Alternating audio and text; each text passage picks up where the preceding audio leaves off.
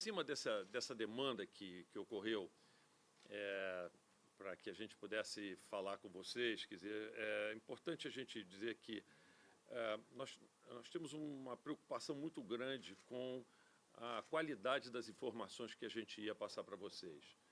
Nós só estávamos na gestão com pouco mais de 30 dias de gestão e existia uma série de perguntas que foram feitas, as quais a gente não tinha a possibilidade de poder responder.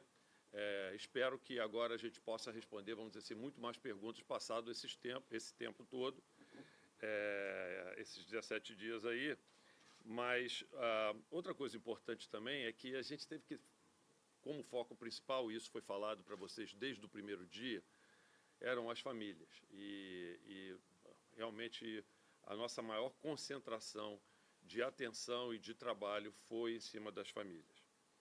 É importante ressaltar isso aqui para vocês, né, que o quanto nós procuramos cuidar dessas famílias, né? Nós, desde o dia da tragédia, que isso na verdade foi uma tragédia que abateu o Flamengo, a maior tragédia, eu volto a dizer, dos seus 123 anos, nós trouxemos essas famílias aqui. Eu cheguei a ter contatos com as famílias no primeiro dia, algumas famílias que estavam lá no Ninho do Urubu, quando eu cheguei lá, e também tive contato no dia subsequente, quando o Reinaldo fez na verdade, um pronunciamento do clube, e eu estava reunido com essas famílias, procurando conversar com todas aquelas famílias que estavam aqui no Rio de Janeiro e dentro do hotel, lá no Recreio. Foi um trabalho que eu volto a chamar a atenção, que é um trabalho cuidadoso e carinhoso, que foi feito com a participação de psicólogos, de médicos, de todos os profissionais do clube que tinham relação direta com esses atletas, conversando com as famílias, consolando as famílias dentro das nossas possibilidades, né? Então, eu acho que isso e tudo isso feito com um enorme respeito e consideração por elas, né? E eu acho que isso aqui é uma clara, vamos dizer assim, mensagem que eu passo da instituição do Flamengo, que é uma instituição de 123 anos e que eu acho que precisa ser respeitada, e em particular, eu diria, para toda a nossa nação rubro-negra, vocês podem ter certeza de que o Flamengo estava cuidando muito bem das famílias dessas vítimas, tá certo? Ali foi uma perda que nós todos tivemos. Outro ponto também é que o Flamengo está sempre empenhado a chegar a um acordo o mais rapidamente possível com as famílias dessas vítimas.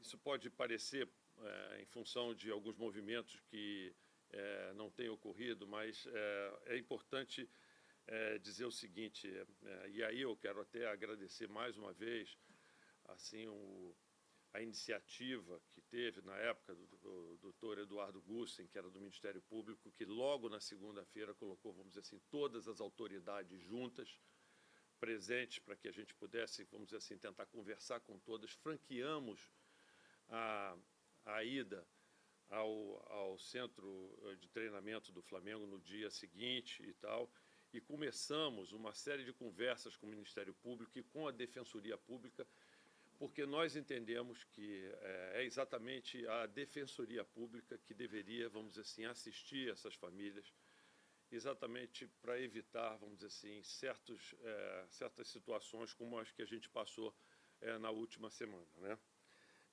A gente, mesmo não tendo chegado, vamos dizer assim, a um acordo, eu diria, naquele primeiro momento, e aí eu digo claramente que o Flamengo ele trabalhou sempre com o interesse de cuidar de cada família separadamente. A gente não teve em nenhum momento o objetivo de definir uma única, vamos dizer assim, indenização que fosse válida para todo mundo, porque a gente entende que a gente deve conversar com cada família e a gente não abre mão disso nesse processo de mediação, tá certo? Então, enquanto que a gente via todo mundo discutindo valores para pagar para uma família e tal, quer dizer, cada família, cada situação é uma situação distinta. e é isso que a gente reforçava em tudo que a gente procurava acertar junto com as autoridades, né? A gente, não tendo chegado a esse primeiro acordo, nós trouxemos de volta as famílias. Aí é bom que se diga que essa era a terceira vez que a gente já estava trazendo as famílias aqui. Trouxemos no dia dos acidentes, trouxemos no dia em que nós tivemos um jogo no Maracanã, em que nós convidamos essas famílias para virem ao Rio de Janeiro para poder participar do jogo, e tivemos um contato com essas famílias também lá. Trouxemos essa família mais uma vez e fizemos questão de que o primeiro contato com essas famílias não fosse feito por nós, fosse feito exatamente pela Defensoria Pública e pelo Ministério Público. E mais, na verdade, nós solicitamos a mediação do Tribunal de Justiça do Rio de Janeiro, por entendermos que só dessa forma que a gente poderia ouvir das famílias também o que era a vontade delas, que, volto a dizer, para nós era fundamental. Então, eu quero dizer o seguinte, as pessoas falam e passam por uma série de discussões, de valores, e o que eu posso afirmar a vocês é que o clube tem colocado nas suas discussões e vamos dizer assim, de indenização para essas famílias, e o que, na verdade, a gente sabe que uma vida não tem preço, a gente não consegue precificar o preço de uma vida. Uma vida não tem preço.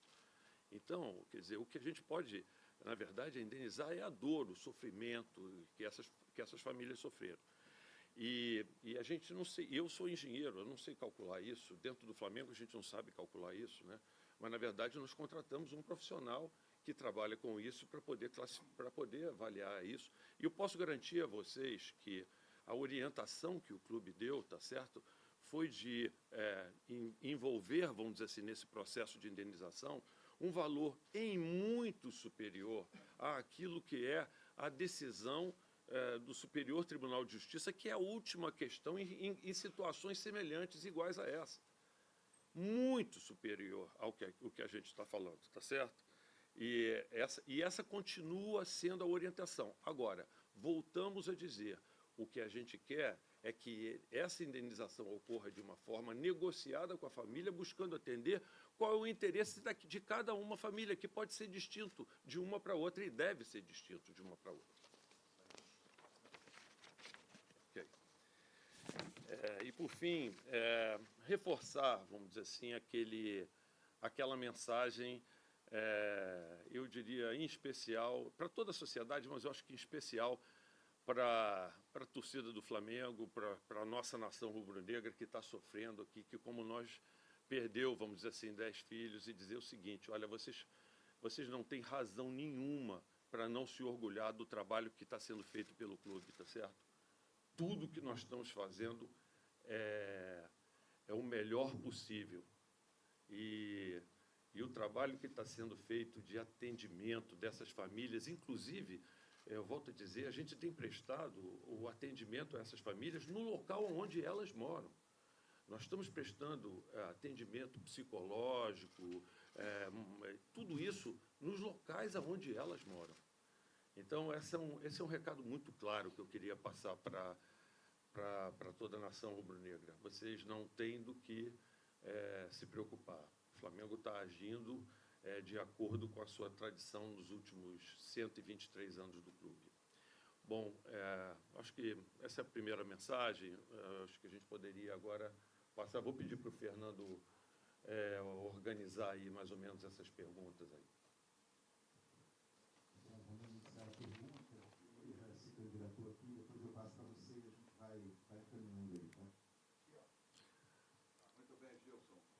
Nós vamos fazer a pergunta. Eu só pediria aqui para que cada um que falasse, né, dissesse o nome e o veículo que ele pertence. Pois não. Boa tarde, presidente. Boa tarde a todos presentes. Eu sou da Rádio Tupi, meu nome é Sérgio Guimarães. Nós estamos ao vivo no programa Bola e Jogo com Gilson Ricardo. Presidente, os números que foram, não sei se vazaram ou se não eram oficiais, o certo é que a sociedade tomou conhecimento de valores. E os valores apresentados pelo Flamengo tiveram X números. pela Defensoria Pública, pela Justiça, Y número. O senhor acabou de dizer que as negociações foram feitas, houve uma aproximação individualmente com cada família. Eu posso lhe perguntar se os valores que foram anunciados não fazem parte da verdade do Clube de Regatas do Flamengo e os valores que foram apresentados pela Defensoria e pela Justiça são valores que realmente são verdadeiros. Por gentileza.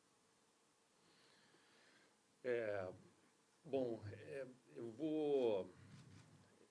Existe um aspecto aqui que é importante, é o seguinte: esse processo, ele corre em segredo, e independente disso, é importante que a gente não ficasse falando isso pelo impacto que isso pode ter, inclusive, na própria segurança das famílias, falar de altos valores, levando em consideração aonde essas famílias moram, tudo isso, quer dizer, tem aspectos que eu acho que envolvem a própria segurança das famílias, né? O que eu posso dizer é que, da forma com que foram vazados, como essas informações saíram, a resposta é não. Não são aqueles valores que foram apresentados. E não vai ser isso, e a gente não vai poder, entendeu, se aprofundar muito. Agora, com relação ao Ministério Público, eu acho que é o Ministério Público que tem que informar. Paulo Renato, Coisa Globo. Paulo Renato, Coisa Globo.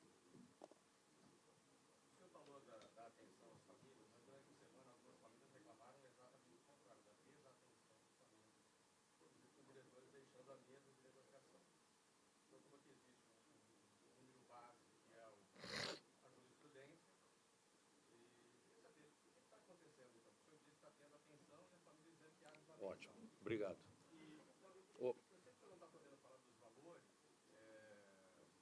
Mas as famílias fizeram o pedido, né? E parece que o Flamengo também fez. É uma distância muito grande, eu acho que isso não vai ter um equacionamento. Então, vamos lá, bom, Renato. Obrigado pela sua pergunta, porque me ajuda até a explicar um pouco o processo, tá certo? Nesse processo, quer dizer, nós pedimos a mediação da Justiça. Nós tivemos a presença nesse dia do desembargador César Cury, abrindo o processo de negociação. Ficamos muito felizes de receber a informação de que todas as famílias tinham concordado com esse processo de negociação. E houve um momento no qual eles pediram para conversar entre eles.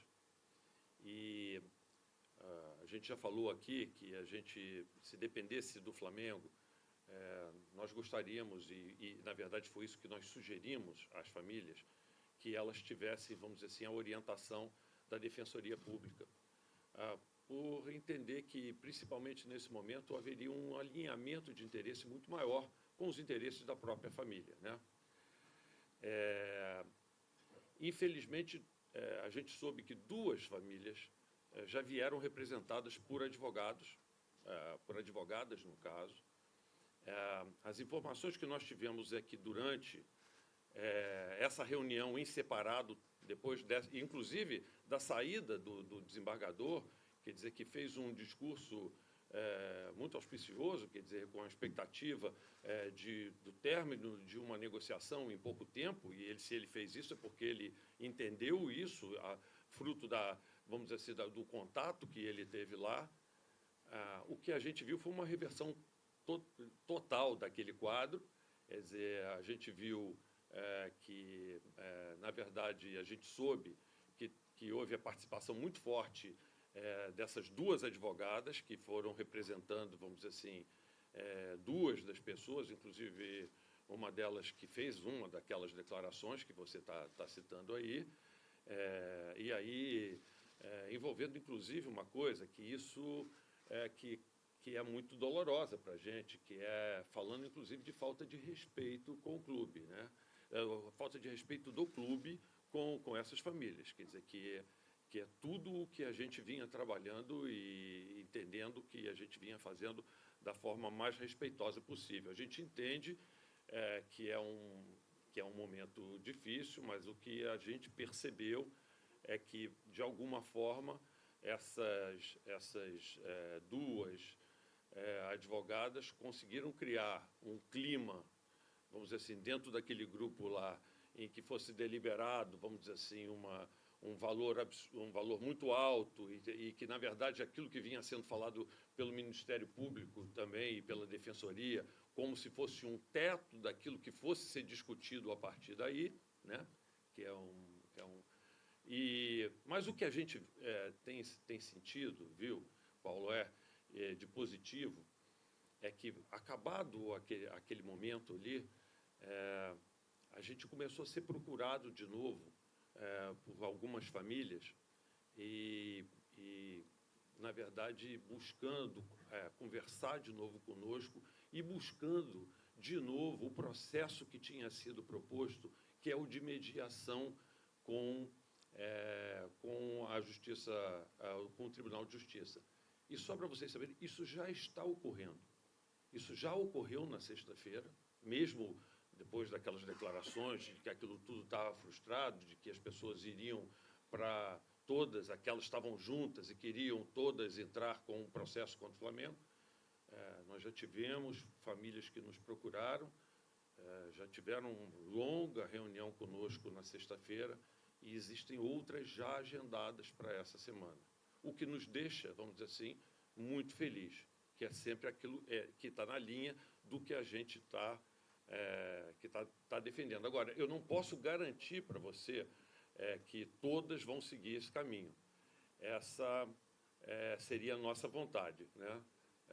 Mas eu não posso garantir que isso que nos deixou muito satisfeito e que está se tornando, vamos dizer assim, já uma possibilidade, vai continuar a acontecer.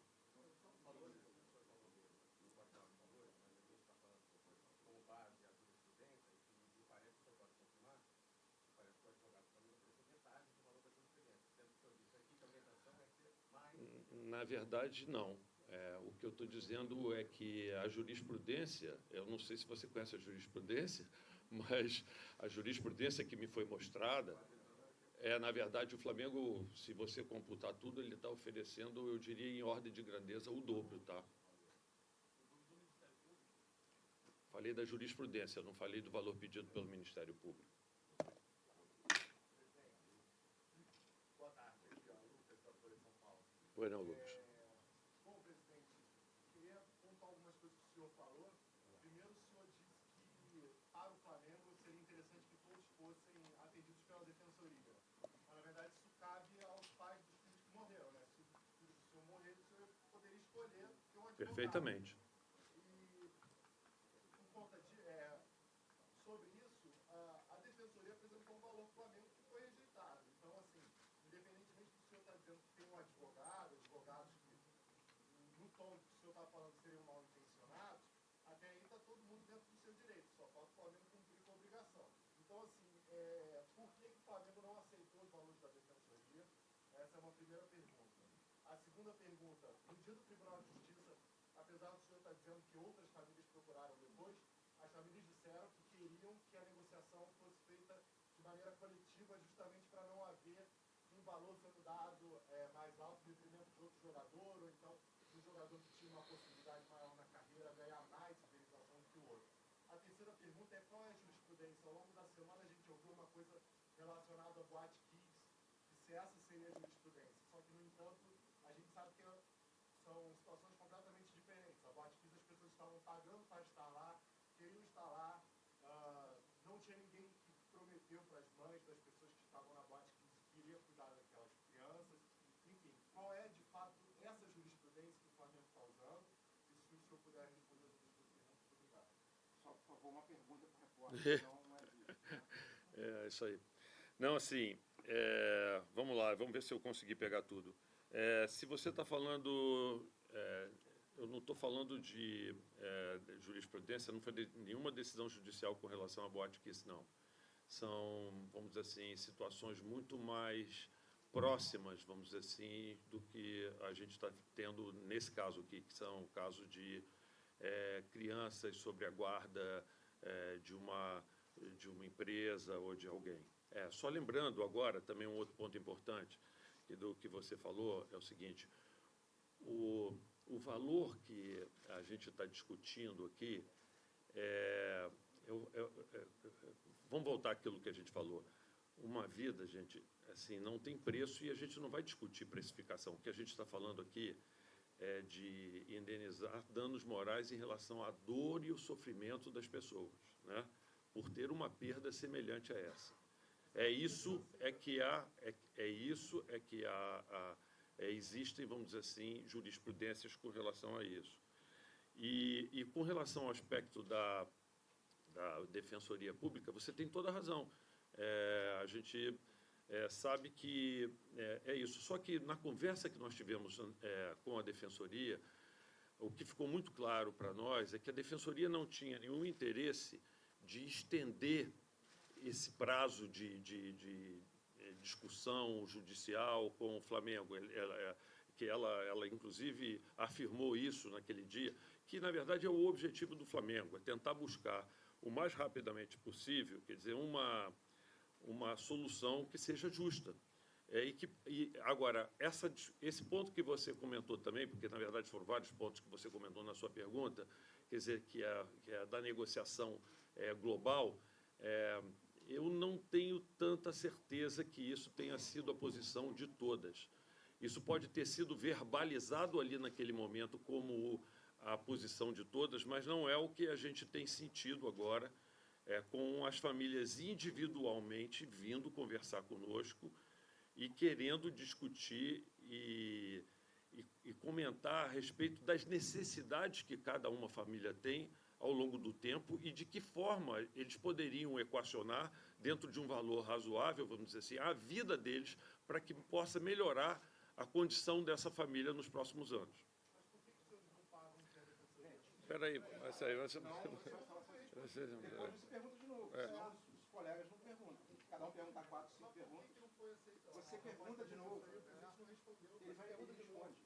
Senão não sai da Folha de São Paulo. Mas essa é uma pergunta que qualquer um vai fazer. Então, ok, então você faz a mesma pergunta. Faça a pergunta a ela, faça a Faz a pergunta. pergunta a você, por favor. Isso. Ok. Do quê? Não, primeiro é o seguinte, não tem um valor ali. O que foi falado ali, o que foi discutido, foi colocado como um primeiro ponto, antes de entrar no processo de que a gente chama de mediação, tá certo? O que foi colocado foi um piso. O que foi colocado tudo aquilo foi como um piso de discussão que nós entendemos, como eu já falei anteriormente, que é muito acima de toda e qualquer decisão que já aconteceu. O que eu quero dizer é que o Flamengo quer equacionar isso sim, com valores acima, mas, como eu falei aqui, valores que são o dobro, vamos dizer assim, das jurisprudências. O que não significa que se alguém me pedir 10 vezes, ou 50 vezes, ou 100 vezes os valores das jurisprudências, a gente tem que aceitar. É simplesmente por isso. O que eu quero dizer é o seguinte, o valor que o Flamengo está propondo, ele é em muito superior ao que existe nas jurisprudências. O que não significa que o valor que foi solicitado como piso no início da conversa, antes do processo de mediação, pela Defensoria Pública e pelo Ministério Público, tenha sido um valor que seja equivalente com os das decisões judiciais. É isso que eu estou querendo dizer. Eric Faria agora. Está respondido? Eric, pediu? Pediu. Boa tarde. Boa tarde. Presidente, saindo um pouco dessa questão das indenizações, Uhum. a gente tem visto a questão antes também, que o nível do clube não poderia estar aberto antes do acidente, pós o acidente. E, de alguma forma, o nível do clube continuou funcionando normalmente agora com os jogadores profissionais. Por que o nível do clube continuou aberto esse tempo inteiro? Vocês sabiam que o nível do clube não poderia estar aberto, o nível do clube não tinha licença, não tinha alvará, não tinha licença de corpo de bombeiro, e ainda assim ele estava funcionando. Por quê? Ok. Vamos lá, Érica. Vamos por partes aqui, né? Primeiro, se nós tínhamos conhecimento disso ou não. A resposta é não. A última multa que tinha sido feita pela Prefeitura ao Flamengo foi feita pelo levantamento que nós fizemos no dia 12 de dezembro do ano passado, ou seja, nenhuma multa chegou posteriormente ao nosso conhecimento. na verdade, ao longo do tempo foram faladas em 31 multas, aí saíram várias vezes, esse número é um número cabalístico aí que foi falado na imprensa por diversas vezes, e aí é aquele ponto que eu falei que a gente teve que procurar, fazer um levantamento aqui, de fato, a gente conseguiu identificar aqui 23 multas, não conseguimos identificar 38, mas é bom que se diga que dessas 23 multas, 12 delas foram aplicadas, quer dizer, e recebidas pelo clube após o acidente. Então, também isso é algo que é importante dizer, né? Porque, na verdade, é fato, mas são multas retroativas, mas foram multas que foram aplicadas depois do acidente, no dia 11 de fevereiro. Bom, com relação às licenças, quer dizer, vamos lá, vamos tentar separar as coisas. E aí vamos tentar fazer um histórico desse aspecto das licenças, que eu acho que é interessante. O uso, uma das discussões que tem muito falada com relação a módulos e tudo isso, quer dizer, dizer o seguinte: o Flamengo teve no passado, quer dizer, alvará para a utilização do ninho do urubu com módulos iguais àqueles que estavam ali, tá certo?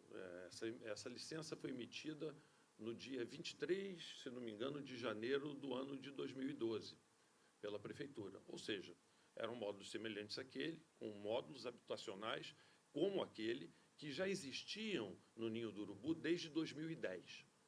Então, esse é um aspecto.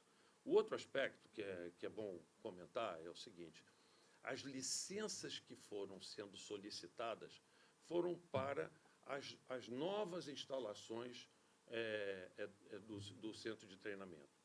Então, quando o Flamengo foi, no passado, quer dizer, fazer a construção das suas instalações, ele foi solicitar as autorizações do bombeiro, e aí é isso que eu volto a dizer, a gente precisou fazer um levantamento detalhado disso aqui, e a gente verificou que isso foi feito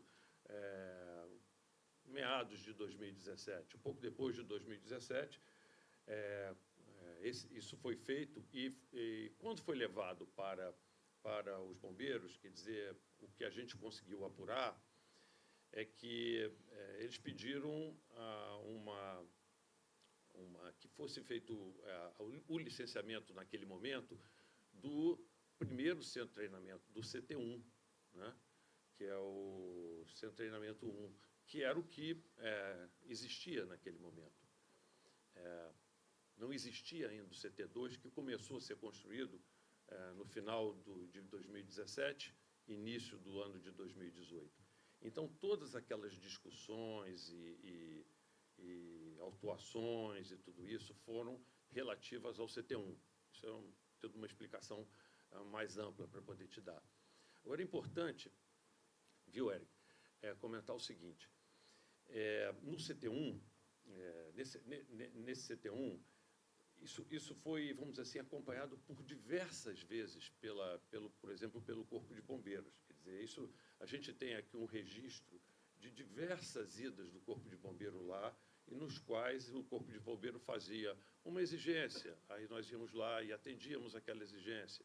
Depois fazia outro tipo de exigência, a exigência era atendida, e assim por diante, entendeu? Uma série de exigências foram feitas, contínuas, e foram sendo feitas, até que nós tivemos esse acidente, tudo isso. Parece que na última que o Corpo de Bombeiros esteve lá, viu-se que já existia, inclusive, um novo CT2, porque a orientação em 2017 do próprio Corpo de Bombeiros é que se fizesse por partes, até porque o CT2 era um projeto, mas esse licenciamento do Corpo de Bombeiros se estendeu por tanto tempo que, quando se chegou para conseguir o licenciamento do primeiro, do CT1, já existia o CT2, e aí foi a solicitação para que se fizesse do CT2. Nós não tínhamos conhecimento disso tudo, né? Posso dizer o seguinte: corremos, depois do acidente, como eu me comprometi, para a gente poder sanar todas as pendências e atender a todas as autoridades, e já protocolamos, junto ao Corpo de Bombeiros, o pedido de licença para o CT1 e o CT2. O projeto total dele, de todas as instalações do CT, já foi protocolado para licenciamento. Bom, Bom, não, tá bom. Não sei, depois se quiser mais alguma coisa, pergunta.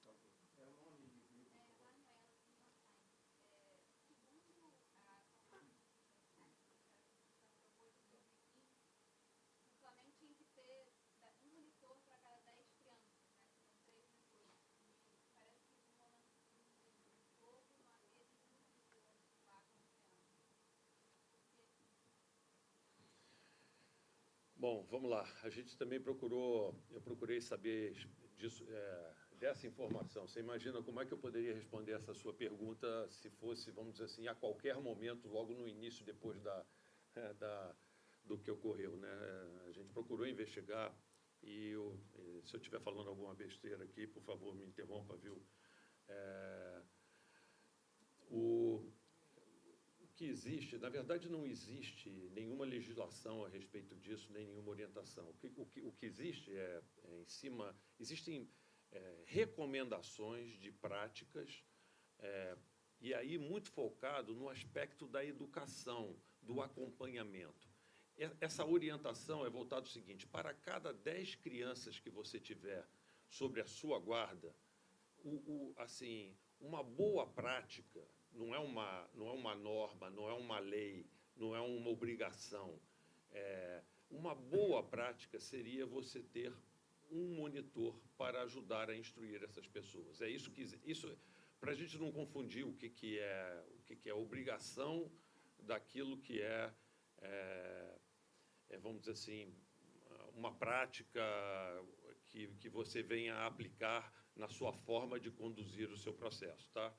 Bom, e especificamente em relação a isso, o que a gente tem para dizer é o seguinte: naquele momento, sim, existia um monitor escalado, como existe sempre, para poder ficar dentro daquele alojamento, acordado a noite inteira, tá certo?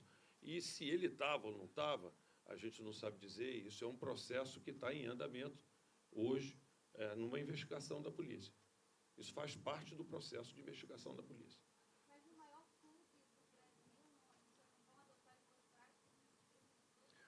Não é na prática, na hora de dormir, não confunda as coisas. A prática é na forma de atender as pessoas. Mas isso tem, se você for contar o número de profissionais que nós temos lá, e aí, quando você fala dessa forma, você fala de uma forma mais ampla. Eu vou dizer para você que no processo de educação de crianças, tá certo? Eu vou envolver pedagogos, eu vou envolver psicólogos, eu vou envolver outros tipos de pessoa que eu vou levar em consideração, que estão fazendo parte da equipe que está atendendo, sim, ao Flamengo. Agora, tudo isso, volto a dizer, nós chegamos aqui há 30 dias, nós vamos mergulhar em cima disso e vamos avaliar se essas práticas eram as melhores práticas e vamos modificar se nós entendemos que precisamos modificar. Boa tarde, Landim. Aqui é Alan Garcia, do Zona Rubro-Negra, do canal. Eu tenho uma pergunta que conjunto vai parar no Rubro-Negro. A gente vê tamanha comoção e tamanha pressão para que isso realmente se resolva. A gente sabe que precificar vidas é praticamente impossível, porque só os pais estão sentindo a dor que realmente estão passando agora. De qualquer forma, quando se fala em jurisprudência, a gente aqui subentende que já tem desastres muito maiores, recentemente, inclusive, dos quais a pressão não é tão grande quanto está sendo para que o Flamengo venha exercer o direito de clube cidadão que enfim. A nossa pergunta fica referente ao seguinte, Rodrigo. Com relação a isso, a gente sabe que é um marco negativo na história do clube, são 123 anos de história, mas a gente quer saber qual é a perspectiva que vocês têm de realmente conciliar e que a gente consiga virar essa página para que o clube possa realmente voltar a trilhar seus caminhos. Alan, deixa eu te dizer, a nossa, vou dividir entre expectativa e esperança, tá? A nossa esperança é que a gente consiga fazer isso o mais rapidamente possível com todas as famílias. Essa foi, vamos dizer assim, a nossa postura desde o primeiro momento. Eu não sei se essa deveria ser a nossa expectativa, dado que algumas famílias já constituíram advogados para poder, vamos dizer assim, judicializar essa questão contra o Flamengo, que é algo, como o colega ali falou, o Lucas falou ali, quer dizer, é um direito que a família tem. Ela pode buscar um advogado e entrar na justiça contra o Flamengo. É o que a gente gostaria? Não, mas a gente não controla esse desejo.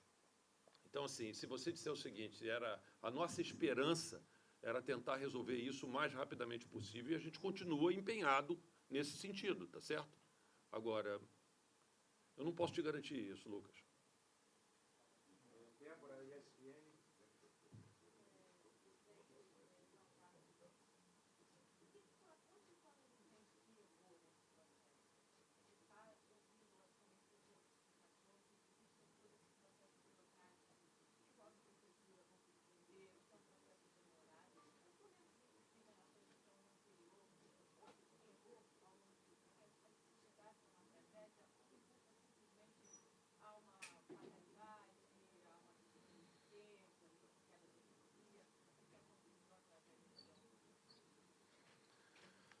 Olha, Débora, eu acho que todo acidente como esse, ele traz, vamos dizer assim, oportunidades para que a gente possa, vamos dizer assim, sempre melhorar, tá certo? Algumas delas já foram citadas aqui, né?